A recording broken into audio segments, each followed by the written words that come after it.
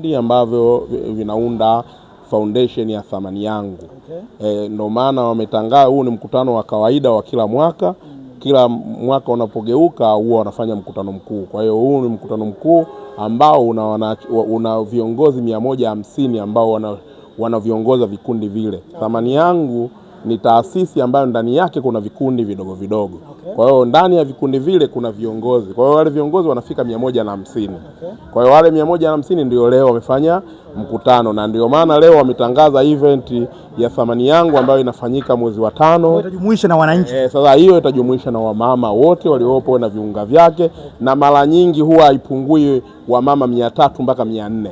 Na ndio maana inafanyikaga kwenye ukumbi mkubwa ambao unabeba watu wengi. Kwa hiyo mimi naamini panapo uzima na uhai, sababu taasisi hii naifahamu na mimi nimeshiriki mara kadhaa, nimeshiriki kwa mawazo yangu nimeshiriki. Kwa hiyo leo najivunia leo kuiona Thamani Yangu imekuja, na mimi sasa nikiwa diwani, maana nimeanza kushirikiana nao muda mrefu. Kwa hiyo mimi naamini ukifika hiyo mwezi wa 9 panapo uzima na uhai, mambo utayaona na utaona kuna tofauti kubwa.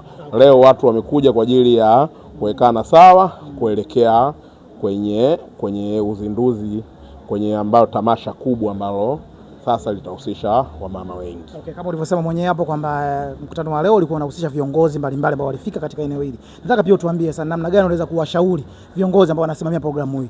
Nini rai yako? Mimi rai yangu kwanza, kama ambavyo nimesema mle ndani, mara zote wanapokutana kwenye event za kina mama na wasisitiza sana kupendana moja, kwa sababu wanawake wanachukiana sana, na katika kauli ambayo nimesema naichukia ni kauli ya kusema adui wa mwanamke ni mwanamke mwenzie.